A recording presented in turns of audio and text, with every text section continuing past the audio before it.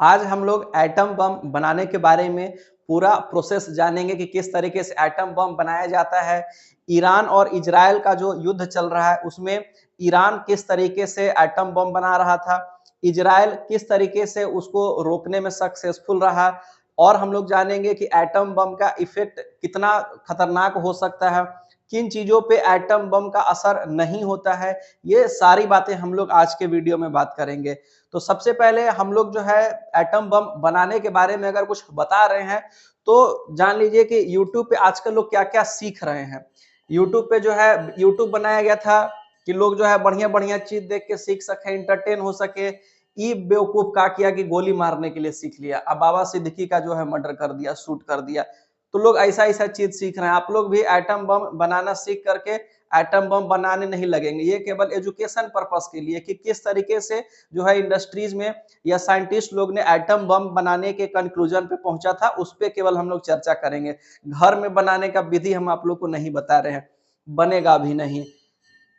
तो जो है यूरेनियम जो है एक ऐसा पदार्थ है, एक ऐसा सब्सटेंस है जिसका कि इस्तेमाल किया जाता है एटम बम बनाने में। ये इस तरीके का कुछ दिखाई देता है, पीला रंग होता है इसका अक्सर, इसलिए यूरेनियम को येलो केक के नाम से भी जाना जाता है। यूरेनियम को येलो केक कहा जाता है, पीले रंग का होने की वजह से। और जो है इसको अगर ग्लास वगैरह में बंद करके रखते हैं तो ऑक्सीजन वगैरह से रिएक्ट करके इसका रंग जो है थोड़ा हरा हो जाता है, लेकिन मेनली ये पीला रंग का ही होता है।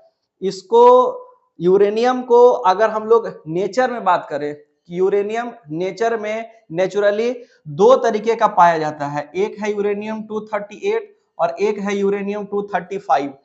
होता तो बहुत सारा है लेकिन नेचुरली दो ही तरीके का, प्राकृतिक रूप से दो तरीके का यूरेनियम पाया जाता है। जो इसका परसेंटेज है हमारे नेचर में वो बहुत ज्यादा है, करीब 99.3% जो है वो यही वाला है, केवल अकेले 99.3%।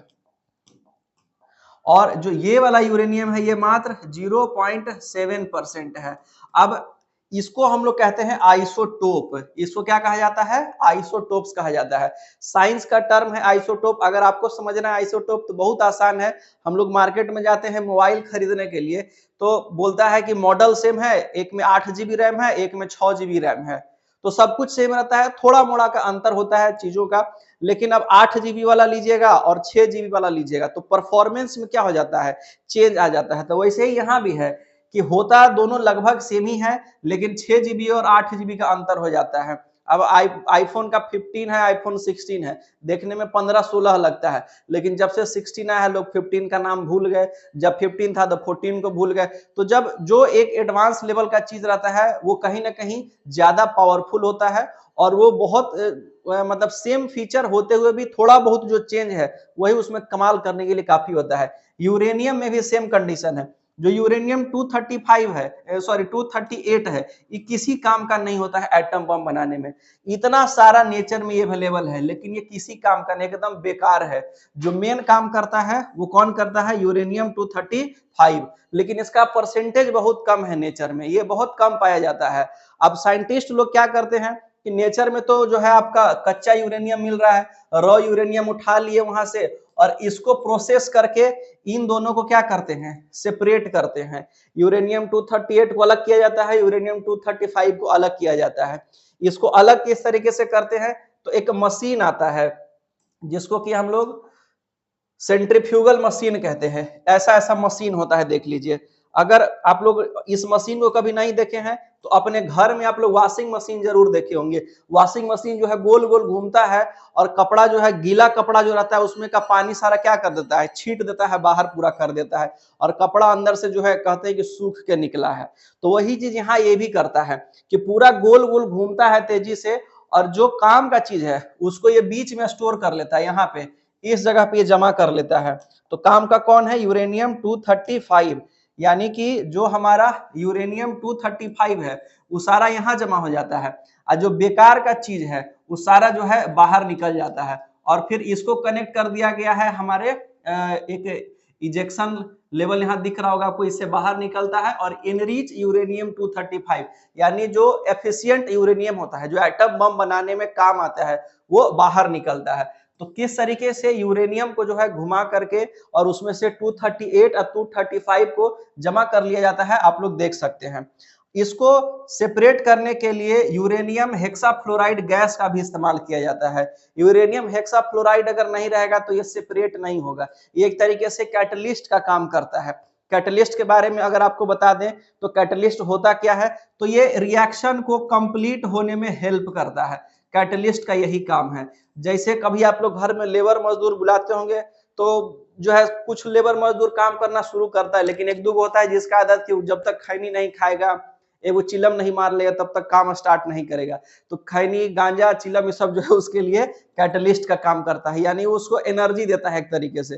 तो वैसे यहाँ भी जब इन दोनों को सेपरेट करना होता है तो यूरेनियम हेक्साफ्लोराइड गैस का इस्तेमाल किया जाता है, जो कि एक कैटलिस्ट की तरह काम करता है। और ये यूरेनियम 238 और यूरेनियम 235 को सेपरेट करने में हेल्प करता है। 235 ही एटम बम बनाने में काम आता है, 238 किसी काम का नहीं होता है। अब जो है ईरान और इजराइल, इन दोनों का युद्ध चल रहा है। ईरान भी ऐसा ही जो है मशीन लगा करके और क्या बना रहा था, एटम बम बनाने का कोशिश कर रहा था।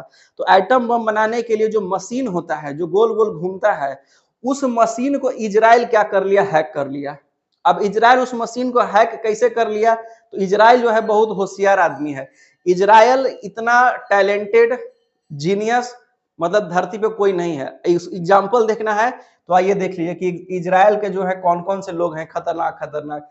इनका नाम देख लीजिए, ये भी जो है यहूदी हैं, ज्यूज हैं। यहूदी अगर हैं तो इसका मतलब है कि ये कहाँ के हैं, इजराइल के हैं, सीधी बात। तो सोच लीजिए कि जो है मार्क जुकरबर्ग, ये हैं यहाँ पे चैट जीपीटी के मालिक हैं। इनको तो जो है सारा दुनिया जाता है। एल्बर्ट आइंस्टाइन, इनसे ज्यादा तेज दिमाग तो आज तक किसी का हुआ ही नहीं है। इस सब जो है यहूदी हैं, ये सारे के सारे। तो सोच लिए कि यहूदी, और मतलब ये कुछ एग्जांपल है, यहूदियों का जो है नंबर एकदम भरा पड़ा है। जो बहुत फेमस है उनका जो है मतलब बहुत ज्यादा जो फेमस है उनका नाम हम लिए टॉप। बाकी तो जो है नीचे चलिएगा तो मतलब जो है एकदम छिटाया हुआ है होशियारी वहां पे। तो इस तरीके का स्थिति है। तो जो ईरान और इजराइल में जो युद्ध चल रहा था उसमें ईरान क्या कर रहा था, ऐसा ही सेंट्रीफ्यूगल मशीन बोलते हैं इसको, गोल गोल घूम करके जो है यूरेनियम को बाहर करता है। तो सेंट्रीफ्यूगल मशीन लगा करके जो है रोटेटर जो था उसी को हैक कर लिया। अब एक खास स्पीड पे जो है वो यूरेनियम 238 और 235 सेपरेट होता है। एक स्पेशल स्पीड है उस पे, कहीं पे भी नहीं हो जाएगा। तो इजराइल क्या कर रहा था, इसके जो एक कंप्यूटर इसको घुमा रहा था उसी को हैक कर लिया। कभी स्पीड अपने से बढ़ा दे रहा है, कभी घटा दे रहा है। तो बार बार स्पीड अप डाउन हो रहा है। तो बढ़िया क्वालिटी का जो है इसको यूरेनियम नहीं मिला, जिसकी वजह से अगर ये उसका एटम बम बना भी लेता तो सही तरीके से जो है परफॉर्मेंस नहीं कर पाता।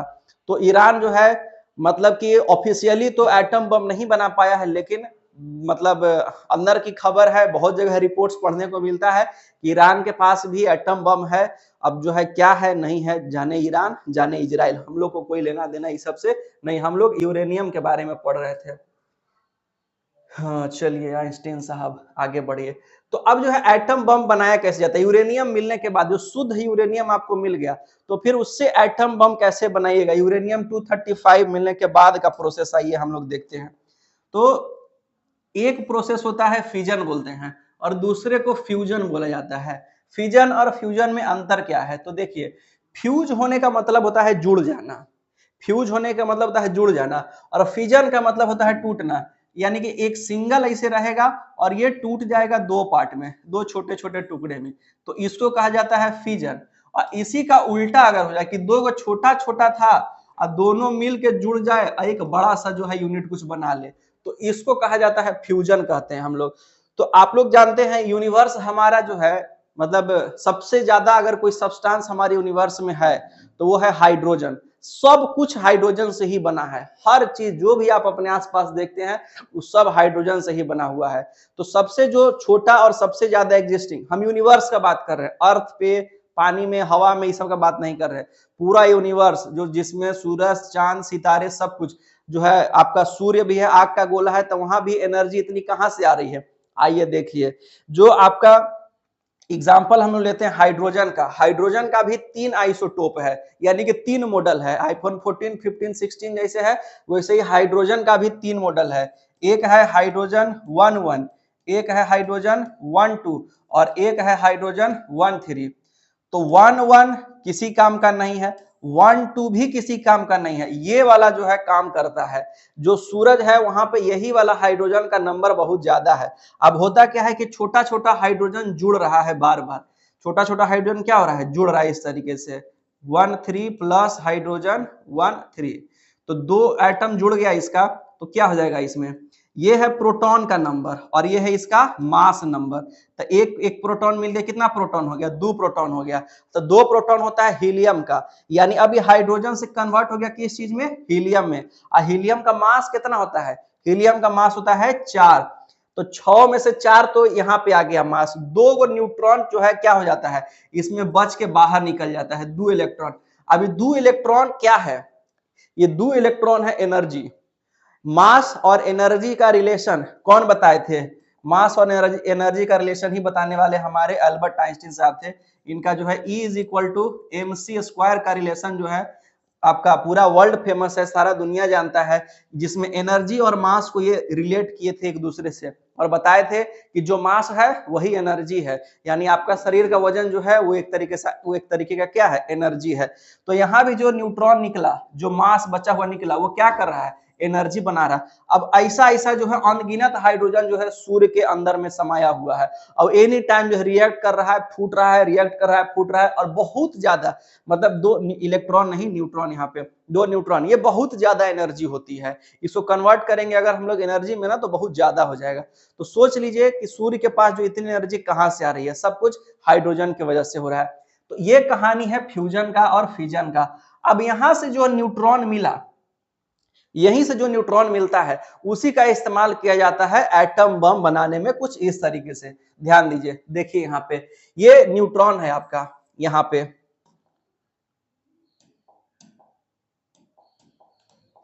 ये जो आपका न्यूट्रॉन है ये जाके टकराता है किससे, यूरेनियम 235 से। 238 में नहीं होगा, 235 से ही होगा। तो 235 को सेपरेट करने का सारा विधि हम लोग देख चुके हैं। तो ये न्यूट्रॉन है, ये जाके इससे टकराता है, बहुत तेज गति से जाके इसमें टक्कर मारता है। अब सोचिए कि कोई बड़ा सा जो है सामान रखा हुआ है, मान के चलिए कि बालू का ढेरे है, और कोई जाके बहुत तेजी से मारा तो क्या हो जाएगा, पूरा जो है 2 पार्ट में टूट जाएगा। यहाँ भी यही चीज हुआ कि इतना बड़ा यूरेनियम था, इसमें जाकर न्यूट्रॉन एकदम से टक्कर मारा, टन से फूट गया।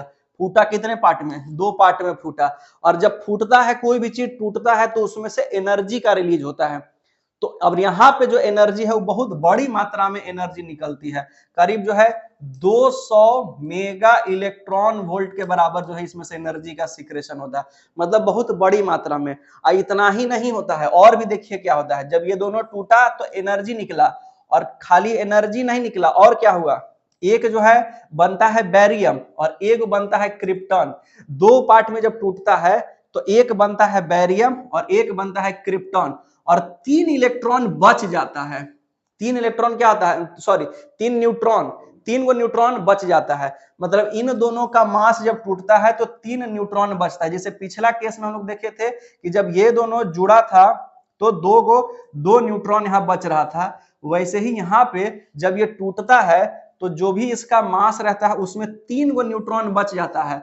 अब एक न्यूट्रॉन एक यूरेनियम को टक्कर मार रहा है, तो 3 न्यूट्रॉन कितना यूरेनियम को टक्कर मारेगा, 3 गो यूरेनियम को। अब जिस कंटेनर में यूरेनियम है, जिस कंटेनर में आपका यूरेनियम 235 रखा हुआ है, उसमें ऐसा तो नहीं होगा कि एक ही को एटम होगा, उसमें जो है करोड़ों की संख्या में एटम है, अरबों खरबों की संख्या में एटम है। एक बार में एक गो टूटा, अगली बार 3 न्यूट्रॉन बना, तीनों 3 गो को तोड़ेगा, अगली बार फिर इसमें से जो है 3 गो न्यूट्रॉन यहाँ भी बनेगा, 3 गो न्यूट्रॉन यहाँ भी बनेगा, 3 गो न्यूट्रॉन यहाँ भी बनेगा।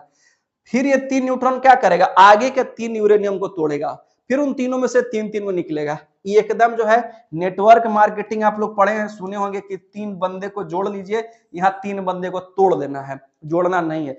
तो इस तरीके से जो है ये कंटिन्यूअस रिएक्शन चलते रहेगा, हर बार एनर्जी बनते रहेगा। सोचिए एक न्यूट्रॉन टूट रहा है तो इतना एनर्जी बना, 3 गो टूटेगा तो 3 गुना एनर्जी, अगली बार 9 गो टूटेगा 9 गुना एनर्जी, अगली बार और ज्यादा टूटेगा और ज्यादा एनर्जी। तो सोचिए कि जैसे जैसे वो आगे बढ़ता है एनर्जी का प्रोडक्शन क्या होता चला जाता है, बढ़ते चला जाता है। तो अगर इसी चीज को कंट्रोल कर लिया गया, अगर ये कंट्रोल हो गया तो फिर बनता है न्यूक्लियर रिएक्टर। अगर ये कंट्रोल हो गया तो क्या बनता है? न्यूक्लियर रिएक्टर बनता है, कंट्रोल हुआ तो। अगर जो ये रिएक्शन जो है एक चेन रिएक्शन यानी कि आगे की ओर बढ़ते रहेगा हमेशा, और जो चेन रिएक्शन है ये अगर कंट्रोल हो गया यानी अगर हम इसको कंट्रोल रखें तब उसमें से बनता है न्यूक्लियर रिएक्टर। तो कंट्रोल कैसे होगा? तो कंट्रोल करते हैं हम लोग, जो यूरेनियम यूज करते हैं उसका एफिशिएंसी से कंट्रोल किया जाता है कि अगर 5% जो है कि आसपास का एफिशिएंसी है उस यूरेनियम का तो वो जो है कंट्रोल्ड रहेगा। लेकिन अगर उसी का एफिशिएंसी 90% तक चला गया यानी इतना शुद्ध यूरेनियम अगर आप डाल दिए तो फिर जो है उस अनकंट्रोल हो जाएगा, फिर वो क्या बन जाएगा? एटम बम बन जाएगा। तो यही चीज जो है एटम बम बनता है। और एटम बम से जो है क्या क्या होता है? जब एटम बम ब्लास्ट होता है, न्यूक्लियर रिएक्टर तो बनेगा तो उसमें से आप एनर्जी बनाइए, इलेक्ट्रिसिटी बनाइए, बिजली बनाइए, सप्लाई कीजिए, सारा काम कीजिए। लेकिन जब एटम बम बना तो वो क्या करेगा? उसमें से निकलेगा क्या क्या? उसमें से निकलता है एक्स रे, उसमें से निकलता है गामा रे, और उसमें से निकलता है भर भर के एनर्जी, क्योंकि न्यूट्रॉन जो है टूट रहा है, भर भर के एनर्जी निकल रहा है। तो सोचिए कि इतना ज्यादा energy, X ray, gamma ray, सब हमारे लिए हार्मफुल है। अगर ये कंट्रोल नहीं रहा तो हम लोग जो है जाते हैं डॉक्टर के पास तो एक्सरे कराते हैं, तो देख लीजिए कुछ इस तरीका से एक्सरे हम लोग को देखने को मिलता है। तो उसमें वो क्या करता है? आपको जो है एक पोजीशन में खड़ा कर देगा, जिस पोजीशन का जो है एक्सरे निकालना है वहां पे क्या करेगा? एक जो है एक तरीका से टॉर्च रहता है, वो टॉर्चवा जला देता है। अब उसका लाइट हम लोग को दिखता नहीं है, वो इस तरीके का रे है, एक्स रे, हम लोग को दिखाई नहीं देता है। लाइट जो टॉर्च वाला लाइट होता है वो दिखता है कि हाँ ऐसे जा रहा है, लेकिन जो एक्सरे है उसका रेंज हम लोग की आंख को दिखाई नहीं देता है। तो निकलता वो भी वैसे ही है, और वो जा करके परछाई बना देता है आपके हाथ का या हड्डी का। तो जो परछाई बनता है वही देख करके पता चलता है कि कहाँ हड्डी टूटा है या क्या हुआ है। अब उसी का अमाउंट अगर बढ़ा दिया जाए, सोचिए कि आपके हाथ में जो है पहले जो है टॉर्च जला रहे थे, अब फिर हाइलोजन जलाया जाए तो हाइलोजन बहुत गर्म होता है। अब वहीं पर सोचिए कि धधकता हुआ आग का गोला रख दिया जाता है, आपका हाथ क्या हो जाएगा? जल जाएगा कि नहीं जल जाएगा? तो यहाँ भी वही काम होता है कि एक्सरे जो आपका कंट्रोल है तो फिर वो आपके काम का है, अनकंट्रोल हो गया तो वो आपके शरीर के लिए हानिकारक है। वो पूरा जो है शरीर को जला देगा, जो है मतलब चीर फाड़ के निकल जाता है अंदर से, और अंदर का सेल टिश्यू सब डैमेज कर देता है।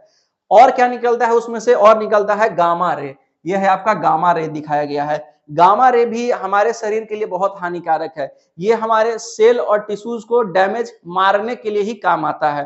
तो अगर गामा रे आपके शरीर से पार कर गया पूरा, तो समझ जाइए कि आपका पूरा बॉडी का सेल टिश्यू सब मर जाएगा, आप खड़े खड़े मर जाइएगा, कुछ पता भी नहीं चलेगा आपको, क्योंकि गामा रे भी दिखाई नहीं देता है।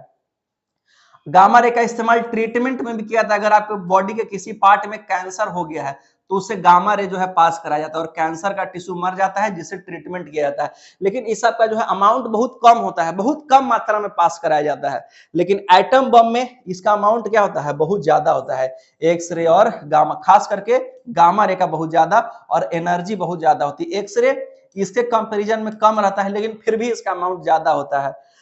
अब जो है एटम बम कभी भी जमीन पे नहीं ब्लास्ट किया जाता है, क्योंकि अगर जमीन पे ब्लास्ट करेगा, कि जैसे बम फेंकता है, सिनेमा में देखते होंगे बम फेंक दिया ऐसे करके तो जमीन पे फट जाता था तो पूरा धुरी धुरी हो गया, वैसा जो है नहीं फेंका जाता एटम बम। अगर वो जमीन पे फटेगा तो उसका जो रेडिएशन कौन एब्जॉर्ब कर लेगा? सारा तो रेडिएशन जमीन में चला जाएगा, तो फिर जो है उतना ज्यादा खतरनाक नहीं रहेगा। तो उसको क्या किया जाता है? एटम बम को जो है जमीन से जो है करीब करीब मतलब आधा किलोमीटर कह लीजिए, 500 से 600 मीटर के रेंज में जब रहता है तो उसमें जो है एटम बम में एक डिवाइस लगा होता है। अगर आपका एटम बम जो है इस तरीके से आया है तो उसमें एक डिवाइस लगा होता है जो कि बैरोमीटर से कनेक्टेड होता है। वो हाइट, प्रेशर, टेम्परेचर सब नापते रहता है, और जैसे ही इस रेंज में आता है वो अपने आप हवा में ही क्या जाता है? ब्लास्ट हो जाता है। अब हवा में चूंकि जो है आधा किलोमीटर बहुत ज्यादा ऊपर नहीं होता है, तो आधा किलोमीटर ऊपर अगर वो ब्लास्ट हुआ है तो उसमें से बहुत ज्यादा एनर्जी निकलेगा जो कि तुरंत जला देगा अपने आसपास के जो है 5-10 किलोमीटर का रेडियस में, तो सब कुछ जला देगा। उसमें से जो एक्सरे और गामा रे निकला, जो एक्सरे और गामा रे निकला वो पूरे हवा में फैल गया, और पूरे हवा में फैल करके वो जो है मतलब जितना भी आसपास 20, 25, 50 किलोमीटर का जो रेडियस है उसमें वो फैल जाता है तुरंत, और फैलने के बाद एक एक आदमी जो भी वहां रहेगा वो उसमें क्या हो जाएगा, मर जाएगा, क्योंकि सबका सेल टिश्यू डैमेज हो जाता है और वो मर जाता है। और इसका जो असर है ये तुरंत खत्म नहीं होता है, ये फटने के बाद इसमें से चालू होता है असली खेल, जिसको कि हम लोग कहते हैं रेडिएशन। अब रेडिएशन जो है इसका असर जानते हैं आने वाले करीब करीब जो है मतलब एक्सपेरिमेंट में देखा गया कि 30,000 साल तक इसका असर रहता है। तो सोच लीजिए कि 30,000 साल तक वो नुकसान पहुंचाते रहेगा। वहां का डीएनए बदल जाता है, जीन बदल जाता है, किसी का हाथ, बच्चा पैदा होगा तो किसी का हाथ नहीं रहेगा, किसी का पैर नहीं रहेगा, किसी का मतलब इस तरीके से जो है हार्मफुल है ये। तो जब हिरोशिमा और नागासाकी में अमेरिका एटम बम ब्लास्ट किया और इसके खतरनाक असर को देखा गया, तो सारी दुनिया ने मिल करके जो है एटम बम के इस्तेमाल को मतलब बढ़ावा ज्यादा ना दिया जाए, इस पे हमेशा जो है चर्चा होती रहती है। धमकी सब लोग देते रहता है कि हम छोड़ देंगे, हम छोड़ देंगे, लेकिन छोड़ने से कुछ नहीं हो, क्योंकि आज के समय में बहुत सारे देश हैं जिनके पास एटम बम है। अगर एगो छोड़ेगा दूसरा भी छोड़ेगा तो तबाह दोनों हो जाएगा, कोई बचने वाला नहीं है। तो इसलिए एटम बम का इस्तेमाल जो है मतलब बहुत ही ज्यादा खतरनाक है। अब कहा जाता है कि जो एटम बम, जब बहुत बार सुने होंगे कि एटम बम फटेगा तो कॉकरोच को कुछ नहीं होगा। सही बात है, एटम बम फटने से कॉकरोच को कुछ नहीं होता है, लेकिन जहां फटेगा वहां जो है ऐसा कुछ नहीं है, वहां पे कॉकरोच भी मरे, क्योंकि बहुत ज्यादा एनर्जी है उसमें। जो दूर है, मान लीजिए 10 किलोमीटर दूर के रेडियस में इंसान को जो रेडिएशन से नुकसान हो रहा था, जैसे जो एक्सरे और गामा रे से जो नुकसान इंसानों को हो रहा था, वो नुकसान इन सभी को नहीं होता है, कॉकरोच लोग को। कारण क्या है कि इसका जो शरीर है वो काइटिन का बना हुआ है, और जो चमड़ा है, तो जिसका चमड़ा काइटिन का होता है उस पर एक्सरे गामा रे असर नहीं करता है, तो जो रेडिएशन है उससे इन लोगों को कुछ नहीं होगा। और भी कोई कोई चीज है जिसपे जो है इसका असर नहीं होता है, जैसे कि देख लीजिए फंगी है, नेमाटोड्स है, कॉकरोच है, ये आपका केकड़ा है, ये स्नेल है, अलगी है, तो ये सब जो है काइटिन का है, तो ये सब पे असर नहीं होता है। आप लोग पढ़े होंगे हमारा लाइफ का शुरुआत अभी किस चीज से हुआ था, यही सब चीज से हुआ था, पानी से ही शुरू हुआ है। तो कहीं ना कहीं जो है मतलब अगर एटम बम फटता भी है तो नेचर ने कुछ ऐसी चीज बनाई है जो कि उसके बाद भी जो है सरवाइव कर सकता है, तो लाइफ की पॉसिबिलिटी उसके बाद भी है, लेकिन बम फोड़ना नहीं है। तो इस तरीके से जो है एटम बम का सारा कहानी जो है हम लोग देख लिए।